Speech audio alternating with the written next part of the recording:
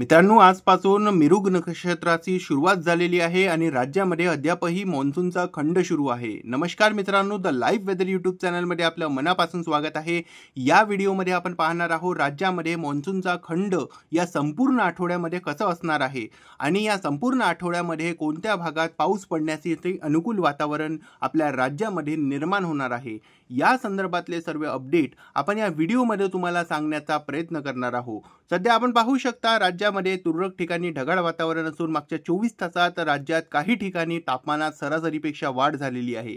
आपण या सॅटेलाइट इमेजमध्ये सुद्धा पाहू शकता. आता सकाळपासूनच राज्यामध्ये अनेक भागामध्ये आपल्याला काही भागात ढगाळ वातावरण तर काही भागात उन्हाचा चटका पाहायला भेटत आहे.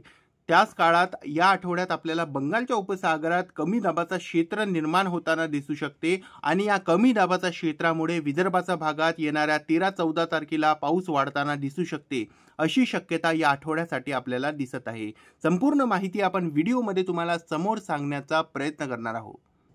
मित्रांनो, सध्या मान्सूनची जर आपण स्थिती बघितली तर आपण पाहू शकता राज्यामध्ये सध्या मान्सूनी ट्रफ हे ज्या भागामध्ये 6 जून रोजी सध्या सक्रिय होती त्याच भागामध्ये सध्या ही सक्रिय झालेली आहे आणि अद्यापही मान्सूनचा वाटचाल सध्या राज्याकडे आपल्याला दिसत नाही आहे. राज्यामध्ये सध्या मान्सून ज्या भागामध्ये स्थित आहे त्याच भागामध्ये मागच्या 24 तासांमध्ये यामध्ये कुठल्याही फार बदल दिसत नाही आहे आणि येणाऱ्या दिवसामध्ये सुद्धा काही मोठा बदल मान्सूनचा या स्थितीमध्ये दिसणार अशी शक्यता हवामान केंद्राकडून सुद्धा वर्तवण्यात आलेली नाही आहे. हवामान केंद्राकडून वर्तवण्यात येणार कधी की हा मान्सून राज्यामध्ये समोर वाढणार याचा आता सर्व शेतकरी बांधव आणि आपले नागरिक सुद्धा याची वाट पाहत आहेत. कारण राज्यामध्ये सध्या अनेक ठिकाणी उष्णतेची लाट वाढलेली आहे. विदर्भामध्ये सुद्धा मागच्या 24 तासांमध्ये उष्णतेची लाट वाढलेली आहे आणि यामुळेच शेतकऱ्यांचं आता डोळे आभाळाकडे वळलेले आहेत की कधी आमच्या भागामध्ये मोठा पाऊस पडतोय आणि कधी आमच्या भागामध्ये मान्सूनची वाटचाल समोर वाढतोय. तर सध्या तरी अशी परिस्थिती राज्यातील बहुतांश भागामध्ये आपल्याला पाहायला भेटतोय. मित्रांनो, आपल्या राज्यामध्ये पुढच्या 24 तासात इथे मध्य महाराष्ट्राच्या भागामध्येच काही ठिकाणी पाऊस पडण्यासाठी अनुकूल वातावरण असणार आहे. यामध्ये मध्य महाराष्ट्रामध्ये पुणे, सातारा, सोलापूर, कोल्हापूर, नाशिक या भागात पुढच्या 24 तासांमध्ये चांगला पाऊस होण्याची शक्यता आहे. मराठवाड्यामध्ये सुद्धा काही ठिकाणी पाऊस होणार आहे. अहिल्यानगर, छत्रपती संभाजीनगरच्या भागात काही ठिकाणी पाऊस पडू शकते. आपण पाहू शकता सध्याच्या भागामध्ये ज्या भागात मान्सून पोहोचलेला आहे दक्षिण पश्चिमच्या दिशेने वारा चालत आहे. त्याच काळामध्ये उत्तर पश्चिम दिशेने वारा हा आपल्या विदर्भाच्या भागाकडे चालत आहे आणि यामुळेच आपल्या विदर्भामध्ये उष्णतेची लाट वाढलेली आहे. कारण उष्णतेची लाटेचा मागचा प्रमुख कारण म्हणजे उत्तर पश्चिम दिशेने हा जो काही वारा आहे या वाऱ्यामध्ये कुठल्याही प्रकारचा वाष्पाचा पुरवठा नसल्यामुळे आपल्या राज्यामध्ये काही ठिकाणी उष्णतेची लाट वाढलेली आहे आणि सरासरीचं तापमानाच्या तुलनेत आपल्या राज्यामध्ये तापमान वाढलेलं आहे. जर आपण येणाऱ्या 8 तारखेबद्दल तुम्हाला स्थिती दाखवली तर राज्यामध्ये पूर्वी विदर्भाचा भाग सोडला तर पश्चिम विदर्भ आणि मध्य महाराष्ट्र तसंच मराठवाडा आणि इकडे कोकण किनारपट्टीच्या भागामध्ये अनेक ठिकाणी आपल्याला विजेच्या कडकडाटासोबत दुपारनंतर पाऊस पाहायला भेटू शकते. काही भागामध्ये अशी शक्यता आहे. हा पाऊस संपूर्ण भागात नाही पडणार आहे. काही भागामध्ये अशी शक्यता आहे आणि पूर्वी विदर्भाच्या भागामध्ये 1-2 ठिकाणी आपल्याला एखादी ठिकाणी तुरळक ठिकाणी आपल्याला पाऊस पाहायला असा भेटू शकते आपल्याला. जर आपण समोर वाढलं आणि 9 तारखेची स्थिती तुम्हाला दाखवली तर 9 तारखेला विदर्भात पाऊस पडणार आहे. पूर्वी भागात अशी शक्यता आहे. त्यानंतर महाराष्ट्रातील बहुतांश भागामध्ये तुरळक ठिकाणी विखुरल्या स्वरूपात पावसाची सरी या GFX वेदर मॉडेलमध्ये आपल्याला दिसत आहे. आपण पाहू शकता एक सर्क्युलेशन सारखा इकडे बिहार आणि त्याच्या आसपासच्या भागामध्ये बनलेला आहे आणि यामुळेच आपल्या राज्यामध्ये अशी परिस्थिती पाहायला भेटत आहे. समोर वाढलं आणि जर आपण तुम्हाला अंदाजा दिला तर येणाऱ्या 10 तारखेला राज्यामध्ये काय असणार आहे नेमकी स्थिती तर पाहू शकता. बंगालच्या उपसागरामध्ये वाटचाल वाढलेली आहे आणि हा सर्क्युलेशन जो की बिहार आणि इकडे झारखंडच्या आसपासच्या भागामध्ये बनलेला होता सध्या हा इकडे छत्तीसगड आणि ओडिशाच्या उत्तर भागावर आलेला आहे. त्याच काळामध्ये आपण पाहू शकता राज्यामध्ये सुद्धा अनेक ठिकाणी पावसाचं वातावरण 10 तारखे रोजी कमी झालेलं आपल्याला दिसतोय आणि तुरळक स्वरूपाचा पाऊस मध्य महाराष्ट्र आणि मराठवाड्याच्या जिल्ह्यांना आपल्याला पाहायला भेटतोय. 11 तारखे रोजी राज्यामध्ये पाऊस आणखी कमी होण्याची शक्यता आहे. दक्षिण भागामध्ये राज्यात पाऊस पडणार आहे. उत्तर भागामध्ये विखुरल्या स्वरूपात पावसाची सरी आपल्याला पाहायला भेटू शकतात.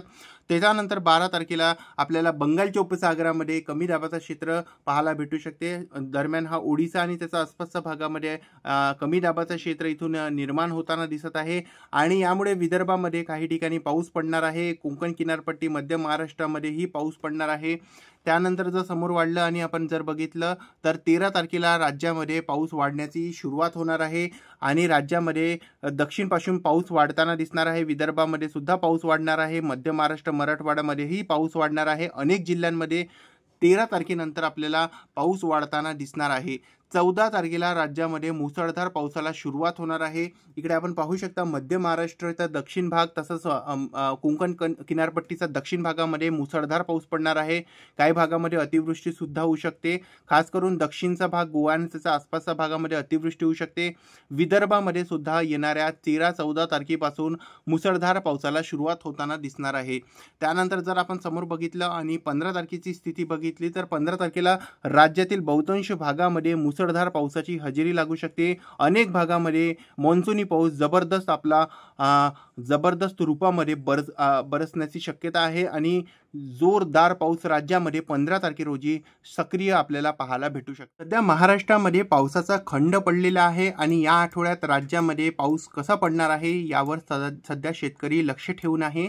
तर आपण जर या संपूर्ण आठवड्याचा तुम्हाला हवामान अंदाज दिला तर या संपूर्ण आठवड्यामध्ये राज्यात विखुरल्या स्वरूपात पावसाची सरी येणाऱ्या 9 आणि 10 तारखेपर्यंत पाहायला भेटणार आहे. 10 आणि 11 तारखेला पाऊस हा दक्षिण भागामध्ये सक्रिय होणार. यवतमाळ, चंद्रपूर, गडचिरोली, इकडे नांदेड, परभणी, हिंगोली, तसंच लातूर, धाराशिव, सोलापूर आणि इकडे सांगली, कोल्हापूर, सिंधुदुर्ग या भागामध्ये, दक्षिण भागामध्ये खास करून येणाऱ्या 11-12 तारखेपासून पावसाला वाढताना दिसणार आहे. या भागात पाऊस वाढणार आहे आणि त्यानंतर जसं आपण समोर वाढू 12, 13, 14 तारखेच्या आसपास जाऊ तर आपल्या राज्यामध्ये या संपूर्ण भागामध्येच म्हणजे की यामध्ये कोकण किनारपट्टीचा भाग जो रत्नागिरी तसंच रायगड, ठाणे, मुंबई, पालघर या संपूर्ण भागामध्ये पाऊस वाढणार आहे. त्याच काळात सिंधुदुर्ग आणि रत्नागिरीमध्ये मुसळधार पाऊस पडताना आपल्याला 12-13 तारखेपासून दिसू शकते. कोल्हापूर, सांगली, इकडे विटा, सोलापूर तसंच त्याच्या आसपासचा मरसड आणि इकडे धाराशिवचा भाग, लातूरचा भाग तसंच इथे आपण जर बघितला सोलापूरचा भाग, बीड आणि परभणी, नांदेड या भागात सुद्धा पाऊस वाढणार आहे. येणाऱ्या 12 तारखेपासून या भागात शक्यता वाढणार आहे पावसाची. त्याच काळात चंद्रपूर आणि इकडे यवतमाळ तसंच गडचिरोली, वर्धा, नागपूर, भंडारा, गोंदिया या भागामध्ये येणाऱ्या 11-12 तारखेपासून तुरळक स्वरूपाचा पाऊस पडणार. त्यानंतर 14, 15, 16 तारखेपासून या भागातही पाऊस वाढणार आहे. त्यानंतर जर आपण इकडे अमरावतीचा भाग बघितला तर अमरावतीमध्ये अचलपूर तसंच इकडे चांदूर बाजार तसंच इकडे जर आपण वर्ध्याचा पुलगावचा भाग बघितला आणि यवतमाळ, वाशिम, बुलढाणा, अकोला, जळगाव या संपूर्ण भागामध्ये येणाऱ्या 10-11 तारखेपासून पाऊस वाढताना दिसणार आहे. तुरळक स्वरूपाचा पाऊस येत जात राहणार आहे या संपूर्ण आठवड्यामध्ये आणि हा पाऊस सर्वत्र नाही पडणार आहे. पण त्यानंतर जसं आपण 14-15 तारखेवर आला तर विदर्भात अनेक ठिकाणी अनेक भागामध्ये पाऊस पडणार आहे. त्यानंतर जर आपण समोर वाढलं आणि इकडे बघितलं नंदुरबार, धुळे आणि नाशिक, जळगावचा भाग तर या भागामध्ये सुद्धा काही ठिकाणी पाऊस पडताना आपल्याला दिसू शकते. तसंच आपण जर इकडे पुणे आणि अहिल्यानगर, छत्रपती संभाजीनगरचा भाग बघितला तर या आठवड्यात या भागामध्ये भाग बदलू आपल्याला संपूर्ण आठवड्यात पाऊस पाहायला भेटणार आहे. 14-15 तारखेपासून या भागातही पाऊस वाढताना दिसणार आहे. एकंदरीतच राज्यामध्ये मोठा पाऊस 14-15 तारखेनंतर काही जिल्ह्यांना पाहायला भेटू शकते. तर या व्हिडिओमध्ये आणि या अपडेटमध्ये बस इतकंच. चॅनलवर नवीन आला असाल तर नक्कीच चॅनलला सबस्क्राईब करा आणि शेजारी बेल आयकॉन दाबून ऑलला क्लिक करा.